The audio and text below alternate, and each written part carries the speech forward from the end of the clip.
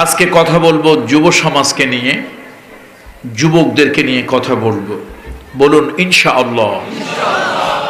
বুড়ো মানুষ যারা 2-4 জন আসছেন রাগ করবেন না, তার কারণ আজকের চতুর্দিকে তাকিয়ে দেখেন তো কাদের উপস্থিতি বেশি।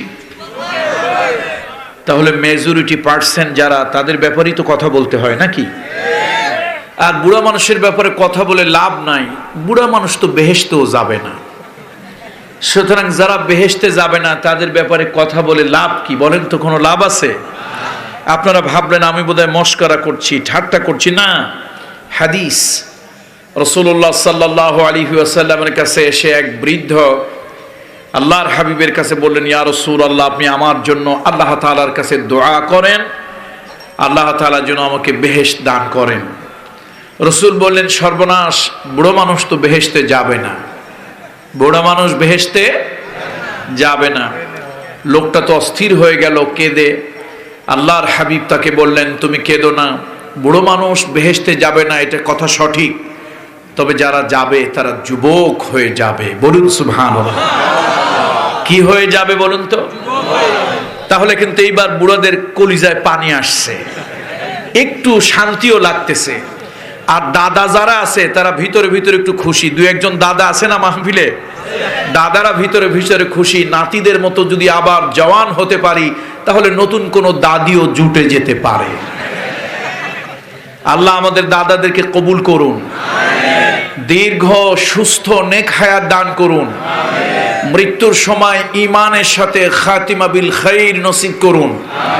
আল্লাহ আমাদের মুরব্বীরা, দাদারা যারা দুনিয়া থেকে চলে গিয়েছেন, আল্লাহ আল্লাহ অনেক ভালোবাসার দাদা, সব মোহাব্বতের আধা, তার নাম হলো দাদা।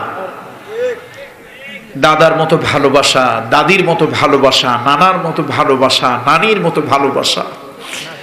আল্লাহ এই নিয়ামত যারা হারিয়ে ফেলেছেন, আমাদের দাদা দাদি, নানা নানি, তাদের জিন্দেগির গুনাহ খাতা আপনি মাফ করে দেন। আমিন। আল্লাহ তাআলা তাদের রূহের সাথে, জান্নাতের সাথে যোগাযোগ করিয়ে দেন। আমিন। তাহলে আজকে কাদেরকে নিয়ে কথা বলবো আমরা? যুবকদেরকে নিয়ে। আল্লাহর কাছে যুবকদের দাম বেশি, দুনিয়ার সরকারের কাছেও কিন্তু যুবকদেরই দাম বেশি। তার কারণ অকামেও যুবক, সুকামেও যুবক। ভালো কাজ যুবকেরা করে, আবার মন্দ কাজ কারা করে? এই যুবকেরাই করে। এই জন্য ইমাম গজ্জালী রাহমাতুল্লাহ আলাইহি হাদিসের নকল করে তিনি লেখেন, 40 জন বুড়ো মানুষ, 40 জন বৃদ্ধ মানুষ এক জায়গায় একত্রিত হয়ে যদি আল্লাহ আল্লাহ আল্লাহ বলে যদি আল্লাহ তাআলাকে ডাকে, ডাকাডাকি করে, আর একজন যুবক, সেই যুবক যদি আবেগ নিয়ে, ভালোবাসা নিয়ে আল্লাহ তাআলাকে আল্লাহ বলে যদি ডাক দেয়, ওই 40 জন বৃদ্ধের আগে যুবকের ডাকে আল্লাহ সাড়া দেয়। ও যুবক, সরকার চাকরি দেবে, আর্মি, পুলিশ, বিডিআর, র্যাব অথবা অন্য কোনো সিভিল কোন প্রশাসন ইত্যাদিতে সরকার চাকরি দেবে। বুড়ো মানুষকে চায় না, যুবকদেরকে চায়। যুবকদেরকে চায়, যুবকদেরকে নেয়, যুবকদেরকে রিক্রুট করে। যখন বুড়ো হয় তখন সরকার একটা লম্বা সালাম দেয়, সালামু আলাইক ইয়াল্লাহ রো ইলাল বাইত, সালামু আলাইক রো ইলাল বাইত, পেনশন দিয়ে দেয়। আজকে যুব সমাজ নিয়ে এই জন্য কথা বলবো, পৃথিবীটা ধ্বংসের অতল গহ্বরের দিকে চলে যাচ্ছে। আমাদের সমাজ এখন আর সমাজ নাই, জঙ্গল থেকে অনেক বেশি খারাপ হয়ে গেছে। জঙ্গলে যারা আছে, ওই পশুর মধ্যেও কিছু দয়া, মায়া, ভালোবাসা হয়তো কিছু আছে, কিন্তু আশরাফুল মখলুকাত, সৃষ্টির শ্রেষ্ঠ, ফেরেশতার থেকেও মূল্যবান উৎকৃষ্ট মানুষ এই সমাজ সভ্যতাকে এতটা নোংরা করে ফেলেছে যে জঙ্গলও যেন আজকে সমাজের কাছে হার, মানে জঙ্গলের কাছেও যেন সমাজটা হার মেনেছে। কত ঠিক কিনা বলুন? আমরা সকলে ভালো হতে চাই, বলুন ইনশাআল্লাহ। আমি সব দলীয় সব ভাইদেরকে, সব চিন্তা চেতনা মতের ভাইদেরকে এই প্যান্ডেলের নিচে, চাঁদোয়ার নিচে আসার জন্য স্বনির্বন্ধ অনুরোধ করছি। এবং আমি যদি কোথাও প্রোগ্রাম করি, সেখানে ভিন্ন ধর্মাবলম্বী থাকলে তাদেরকেও পর্যন্ত আমি কোরআনের মাহফিলে ডাকি। প্রশ্ন করতে পারেন, অন্য ধর্মের লোকরা এসে কোরআনের মাহফিলে করবে কি? কোরআন হলো পৃথিবীতে আলো নিয়ে এসেছে। এই কোরআনের কাছে মানুষ যখন আসবে, কোরআনের সংস্পর্শে যখন আসবে, তাদের মস্তিষ্কে আল্লাহ তাআলা জ্ঞানের প্রদীপ জ্বালিয়ে দেবেন, হেদায়েতের প্রদীপ আল্লাহ তাআলা জ্বালিয়ে দেবেন।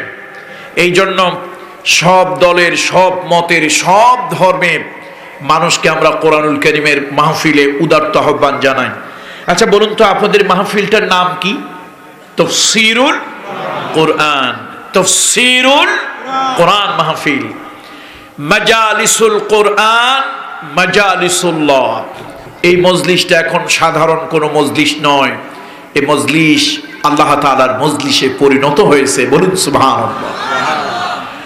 বন্ধুরা আমার, মুরব্বীরা আমার, এই দুনিয়ায় কোন ডিসি সাহেব, এসপি সাহেব অথবা কোন মন্ত্রী যদি কোনো মানুষকে দাওয়াত দেয়, ডেকে নেয়, তার সাথে যদি মিটিং করে, ওই লোকটা নিজেকে সম্মানী মনে করে, গর্ববোধ করে। আজকের এই চাঁদোয়ার নিচে আমরা যারা বসেছি, আমরা ইচ্ছে করে আসতে পারি নাই, আরশের মালিক আল্লাহ তাআলা এখানে আমাদেরকে নিয়ে এসেছে। আল্লাহ তাআলা নিয়ে এসেছেন বলি আলহামদুলিল্লাহ আমরা এখানে বসতে পেরেছি। এই জন্য আবারও আল্লাহ শুকরিয়া আদায় করি, আলহামদুলিল্লাহ। সম্মানিত উপস্থিতি, যুবকদের কথা বলবো, এই জন্য বলবো, যুবকেরা নদীর স্রোতকে উল্টায় দেওয়ার জন্য সচেষ্ট হয়। মানে পারুক চাই না পারুক, মনে হয় যৌবনের তারুণ্য আছে, উচ্ছ্বাস উদ্দীপনা আছে, মনে হয় পাহাড়টারও ধাক্কা দিয়ে দূরে সরায় দিতে পারবো, মনে হয় যেন নদীর জোয়ারকে উল্টায় দিতে পারবো, মনে হয় যেন বাতাসের গতি ঘুরিয়ে দিতে পারবো। যুবক বয়সে অনেক কিছুই মনে হয়, কথা ঠিক কিনা? লোহা খেলেও মনে হয় লোহা হজম হয়ে যাবে, আর বুড়ো বয়সে একটু জাউ ভাত খেলেও আহারে পেটের ভিতরে দলা দিয়ে থাকে, বের হতে চায় না। কত কষ্ট, হাজারো হাজারো ধরনের সমস্যা শরীরের মধ্যে। এই জন্য আসুন আমরা এই সমাজটাকে পাল্টাতে চাই, এই সমাজ ভেঙে একটা নতুন সমাজ গড়তে চাই। তবে জ্বালাও পোড়াও করে নয়, ভাঙচুর করে নয়, রাজনৈতিক দলের লোকদের মতো রক্তাক্ত মারামারি, পেশি শক্তি, অস্ত্রের ঝঞ্ঝানি ইত্যাদি দিয়ে নয়। আমরা পৃথিবীকে জয় করতে চাই ভালোবাসা দিয়ে। কি দিয়ে জয় করতে চাই? আর সেই ভালোবাসাটা হবে রহমাতুল লিল আলামিনের ভালোবাসা। জোরে বলুন ঠিক কিনা? তবে আমার দেশের যুবতীরা, যুবকেরা ভালোবাসে। কয়দিন আগে কি একটা মেয়ে মারা গেল, আফরিন নাকি অনুষ্কা, আচ্ছা কি ভালোবাসা, আহারে ভালোবাসায় রক্তক্ষরণ হয়ে শেষ পর্যন্ত মারা গেল। এরকম নষ্ট ভ্রষ্ট, এরকম দুশ্চরিত্রের ভালোবাসা আমরা চাই না। আমরা কোন ভালোবাসা দিয়ে পৃথিবী জয় করতে চাই? মুহাম্মদ রাসূলুল্লাহ সাল্লাল্লাহু আলাইহি ওয়াসাল্লাম, আল্লাহর হাবিবের ভালোবাসা দিয়ে, রাসূলুল্লাহর আদর্শ দিয়ে আমরা পৃথিবীটাকে জয় করতে চাই। শুরুতে একটা অপ্রাসঙ্গিক কথা মনে পড়ে গেল, তাই বলে ফেলি, মূল আলোচনা তো এখনো যায়নি।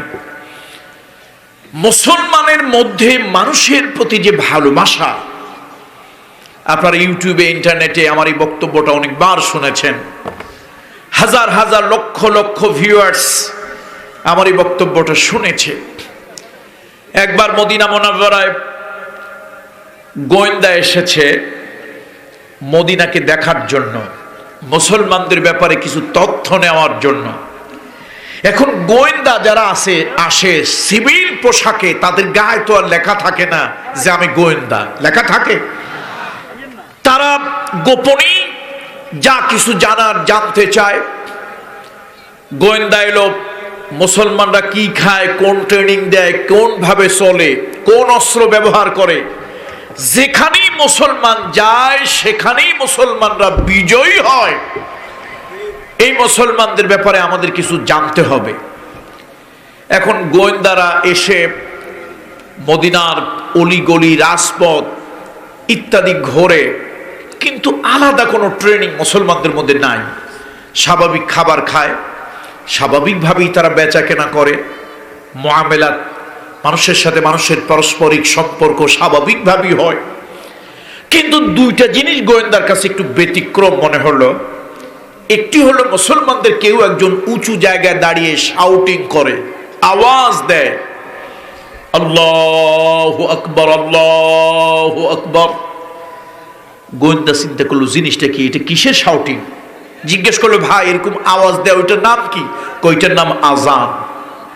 এটার নাম কি? আজান। গোয়েন্দা চিন্তা করলো, যাক একটা ট্রেনিং পাইছি, ট্রেনিংটার নাম আজান। এই আজান শুনলে দোকানপাট, ঘর দরজা সব বন্ধ হয়ে যায়, চাঞ্চল্যতার সৃষ্টি হয়, মানুষ দলে দলে একটা ঘরে জমা হয়, কাঁধে কাঁধ মিলিয়ে দাঁড়ায়, হাতে হাত মিলিয়ে দাঁড়ায়, উঁচু নিচু, কালো ফর্সা, ধনী গরিব সব একাকার হয়ে এক লাইনে দাঁড়ায়, একসাথে দাঁড়ায়, একসাথে নত হয়, সেই দায় লুটিয়ে পড়ে। গোয়েন্দা চিন্তা করে, বাবার জন্মে এরকম ট্রেনিং দেখি নাই। জিজ্ঞেস করলো, এটার নাম কি? বললো, এটার নাম সলাত, নামাজ। ট্রেনিং কয়টা পাইলো? গোয়েন্দা চিন্তা করলো, যাক চাকরিটা অন্তত বাঁচানো যাবে।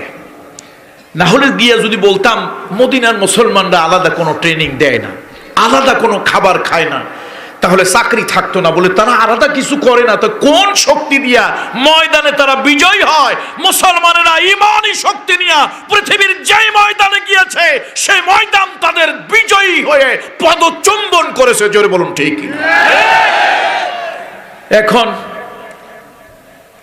ট্রেনিং তো দুটো পাইলো, গোয়েন্দা এবার চলে যাবে, তার ইনভেস্টিগেশন বা তার যেই অনুসন্ধান এগুলো শেষ।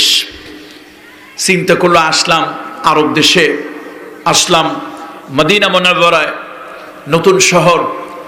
আচ্ছা, এখান থেকে অন্তত কিছু কিনে নিয়ে যাই।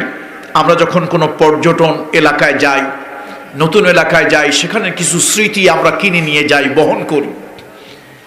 গোয়েন্দা বাজারে গিয়ে এক দোকানের একটি পণ্য তার পছন্দ হলো। দোকানদারকে জিজ্ঞেস করলো, ভাই তোমার এই পণ্যটার দাম কত? দোকানদার বলল 10 দিনার বা 10 দিরহাম। এটা কথার কথা আর কি, ইকোটা বন্ধ করে দিতে হবে। যখন গোয়েন্দা বেচারা সে বাজার, সে সদাইটা পণ্যটা কিনতে যাবে, দোকানদার জিজ্ঞেস করলো এই প্রবাসীকে, বিদেশিকে, ভাই তুমি কি জিনিসটা আসলেই কিনবে না দামাদামি করবে? লোকটা বললো, না আমি কিনবো, দামাদামি করব না। মুসলমান দোকানদার বলল, তুমি যদি সত্যি কিনতে চাও, ওই যে কোনায় একটা দোকান দেখা যায়, ওই দোকানে তুমি যাও। গোয়েন্দার মাথার মধ্যে চিন্তা ঢুকলো, এই দুনিয়ায় সব সওদাগর, সব দোকানদার নিজের জিনিস আগে বিক্রি করতে চায়, অথচ তিনি আগে নিজেরটা বিক্রি করলেন না, ওই দোকানে পাঠিয়ে দিলেন। গোয়েন্দা আবার ওই দোকানে গেল, বাজারের কোনার একটা দোকানে গেল, গিয়ে দোকানদারকে বলল, ভাই তোমার এই পণ্যের দাম কত? লোকটা বলল, এত দিনার বা দিরহাম। দামাদামি হয়ে গেল, এবার পণ্যটা নিতে যাবে। গোয়েন্দার মাথার মধ্যে চিন্তা হলো, এই পণ্য ওই দোকানদার বিক্রি করলে তার লাভ হতো, টাকা পেত, কিন্তু সে বিক্রি করলো না, কারণটা কি? জিজ্ঞেস করলো, ভাই তোমার নাম কি, বাড়ি কই, ঘর কই? সব জানার পর তার মাথার মধ্যে আরো চিন্তা ঢুকলো, আগে যার দোকানে গিয়েছিল সে হলো একজন মুসলমান, এখন যার দোকানে বাজার করার জন্য, সদাই নেওয়ার জন্য যার দোকানে এসেছে সে হলো একজন অমুসলিম, ভিন্ন ধর্মাবলম্বী। চিন্তা করলো আর একজনের ধর্মের লোকের কাছে উনি কেন পাঠালো। পণ্যটা নিয়ে ক্রয় করে প্রথম দোকানে এসে জিজ্ঞেস করলো, ও মুসলমান, তোমার কাছে এই পণ্যটা ছিল, তুমি আমার কাছে বিক্রি করলে তোমার কিছু লাভ হতো, ব্যবসা হতো, ফায়দা হতো, তুমি বিক্রি করলে না, বরং আমাকে ওই দোকানে পাঠিয়ে দিলে, কারণটা কি?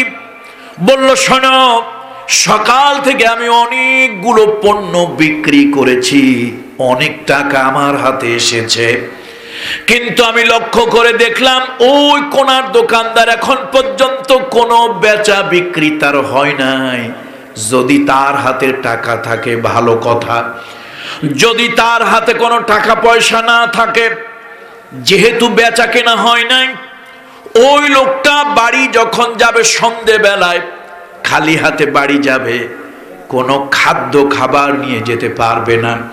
তার ঘরে নারী আছে, শিশু আছে, খালি হাত দেখে মনটা খারাপ হয়ে যাবে, ক্ষুধার যন্ত্রণায় বাচ্চাগুলি তড়পাবে, কিচ্ছু করার নাই, লোকটা অশান্তিতে রাতটা কাটাবে, আবার সকালবেলা এসে দোকান খুলবে পরের দিনের বেচা কেনার জন্য।